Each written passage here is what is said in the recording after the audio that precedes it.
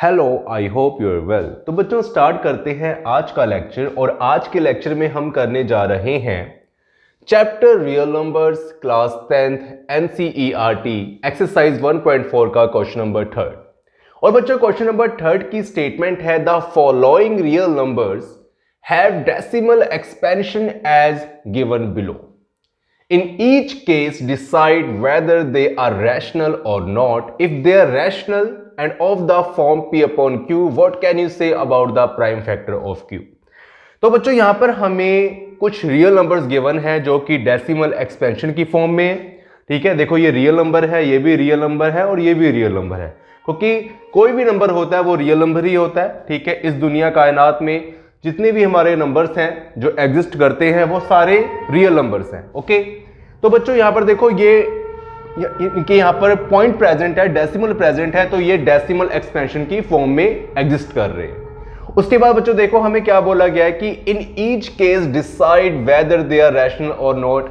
हमने ये बताना है, हर केस में यहां पर 3 पार्ट्स हैं, तो तीनों में हमने ये बताना है कि ये रैशनल नंबर है या फिर नहीं है। If they are rational and of the form P upon Q, what can you say about the prime factor of Q? यहां पर हमें यह बोला गया कि अगर ये रैशनल नंबर है और ये P upon Q की फॉर्म में है, अगर ये रैशनल नंबर है और ये P upon Q की फॉर्म में है, क्योंकि जो नंबर रैशनल नंबर होगा उसको हम P upon Q की फॉर्म में रिप्रेजेंट कर सकते हैं। तो what can you say about the prime factor Q? तो उस केस में हमने ये बताना है कि जो हमारा डिनोमिनेटर Q है उसके प्राइम फैक्टर क्या होंगे। ओके, तो बच्चों देखो सबसे पहले हम फर्स्ट पार्ट करते हैं। इसको हमने कैसे करना है, तो इसका मैं यहां पर लिखता हूं सॉल्यूशन। तो बच्चों ये जो नंबर है हमारा फर्स्ट पार्ट, ये है 43.123456789 और यहां पर 9 पर जाकर इसकी यहां पर एंडिंग हो रही है। 9 पर जाकर इसकी यहां पर एंडिंग हो रही है। तो इससे हमें क्या चलता है पता कि दिस इज अ टर्मिनेटिंग। ठीक है, ये जो नंबर है ये कौन सा नंबर है, ये टर्मिनेटिंग नंबर है। ओके, क्योंकि इसका यहां पर एंड हो रहा है। और बच्चों जो भी हमारा नंबर टर्मिनेटिंग होता है उसको हम P अपॉन Q की फॉर्म में रिप्रेजेंट कर सकते हैं। ओके, तो बच्चों फर्स्ट नंबर देखो हमारा क्या है, since this is a terminating number या फिर this is a terminating decimal expansion, terminating decimal expansion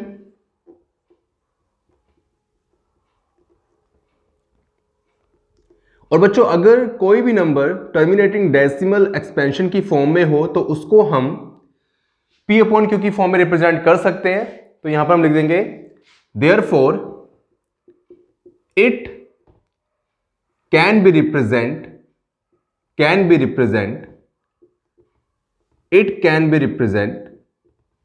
in the form of P upon Q,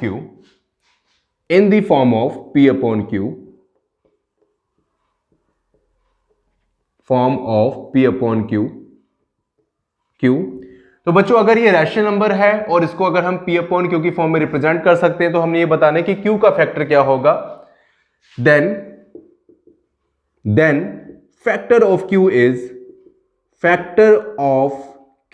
तो बच्चों टर्मिनेटिंग के केस में Q के फैक्टर क्या होते हैं, factor of Q is 2 raised to power m and 5 raised to power n. This is our required answer. ठीक है बच्चों, उसके बाद जो हमारा सेकंड पार्ट है वो देखें, वो हमारा कौन सा नंबर है।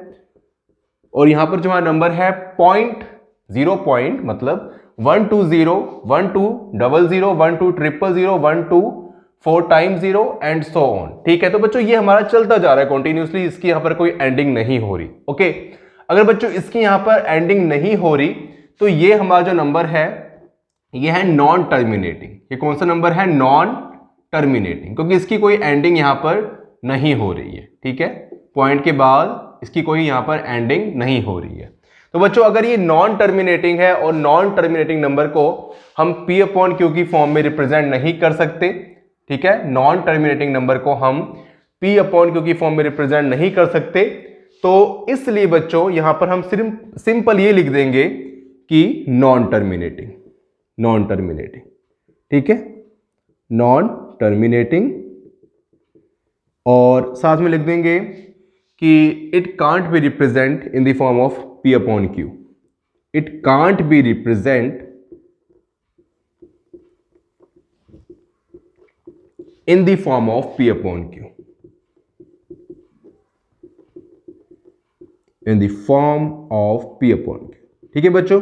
तो बस हमने फिर इसको यहां पर छोड़ देना है, क्योंकि हमें बोला गया कि अगर वो पी अपॉन क्यू की फॉर्म में रिप्रेजेंट होते हो तभी हमने क्यू के फैक्टर को बताना है, ओके। और उसके बाद बच्चों जो हमारा थर्ड नंबर है, आप ये देखें कि थर्ड नंबर देखो हमारा क्या है। तो थर्ड नंबर है 43.123456789 का बार, ठीक है। इसका मतलब बच्चों ये हुआ 43 जो है इसके बाद पॉइंट है, और ये जो नंबर है 1 से लेकर 9 तक ये बार बार रिपीट हो रहा है, ठीक है। तो बच्चों ये भी हमारा नॉन टर्मिनेटिंग नंबर है, ये भी हमारा नॉन टर्मिनेटिंग नंबर है, लेकिन इसको हम बोलेंगे non terminating repeating, non terminating repeating, क्योंकि बच्चों ये रिपीट हो रहा है, नॉन टर्मिनेटिंग रिपीटिंग। तो बच्चों यहां पर हम लिख देंगे कि since this is a non terminating repeating decimal expansion, non terminating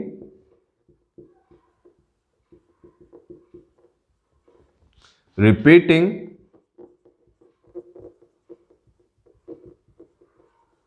decimal expansion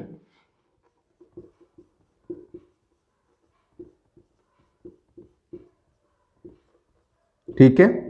और बच्चों जो हमारे non terminating repeating decimal expansion होते हैं उनको भी हम पी अपॉन क्यू की फॉर्म में रिप्रेजेंट कर सकते हैं। तो यहां पर हम लिख देंगे therefore it can be represent in the form of P upon Q, it can be represented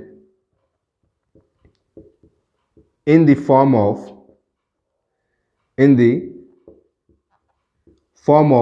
P upon Q।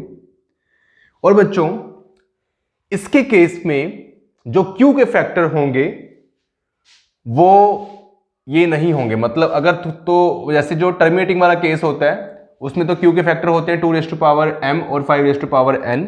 तो यहां पर तो क्योंकि नॉन टर्मिनेटिंग रिपीटिंग है तो यहां पर हम लिख देंगे then factor of Q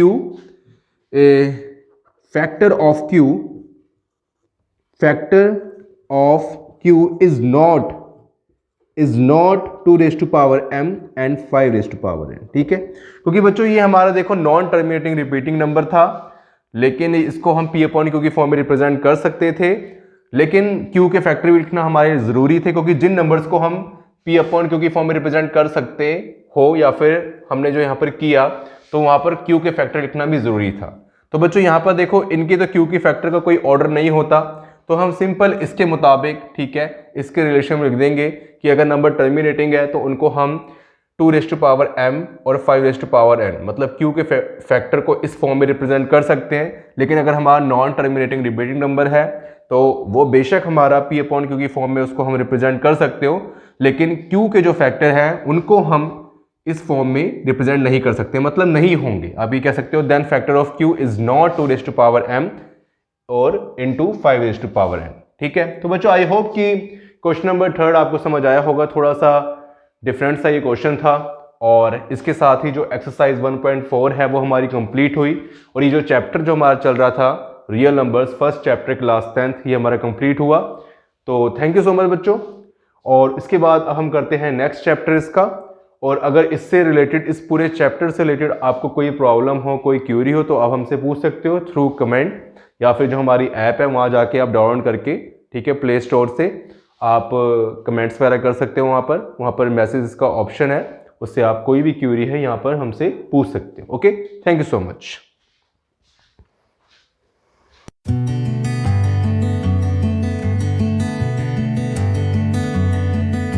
Please subscribe my channel. Thank you.